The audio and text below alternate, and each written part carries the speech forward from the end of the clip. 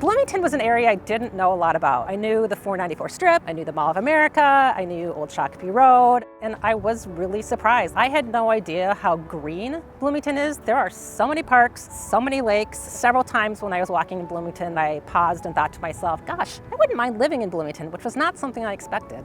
Hi, my name is Liz Olney Arms, and I live in Minneapolis, Minnesota. Back in about 2018, I ran across a guy who was walking through every neighborhood of Minneapolis, and I thought, gosh, that might be something kind of fun to do. Like, that might be different. Once I was done with Minneapolis, I moved on to do other cities. So the cities that I've completed are Minneapolis, St. Paul, Edina, Richfield, Falcon Heights, Lauderdale, West St. Paul, and Bloomington. I started Bloomington in April of this year. I completed it in October. I went back and looked at my numbers. It was about 85 different walks. Took me 500 plus miles or so. A lot of doubling back on a lot of streets. I'm high tech and low tech, so I use physical maps and I also use various apps. The one part of Bloomington that I was really least looking forward to was the area around the Mall of America, because all I knew about that area was you drive in on what is truly a marvel of highway engineering, but that's kind of it. And so when I was on the ground there, I had no idea that it was really being built up as kind of this cute loop neighborhood. There was all this public art that was fun to see. There was what looked like some really pretty nice apartments going in over there. And as I hear a plane going overhead here, you know, it's right by the airport, which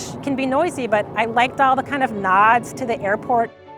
So I actually have a couple Instagram pages. There's one that's Minneapolis Murals, which has murals from around Minneapolis. There's another one that's Minneapolis St. Paul sidewalk art. So that was another way for me to kind of memorialize what I was doing and to help me kind of focus while I was out. You know, it gave me something to look for and again, something to incentivize me to keep going. And it just feels like it's kind of a treasure hunt when you're walking to see, what am I gonna see? I'm gonna turn this corner, what am I gonna see there? It really helps you understand your community, and I think it makes you much more connected to your community. You hear about something like, hey, the city's doing this great big project, this big street project in this area, and instead of thinking like, gosh, do I want my taxes to pay for that or something like that, you think, gosh, I know that area. That's an area that really needs some improvement.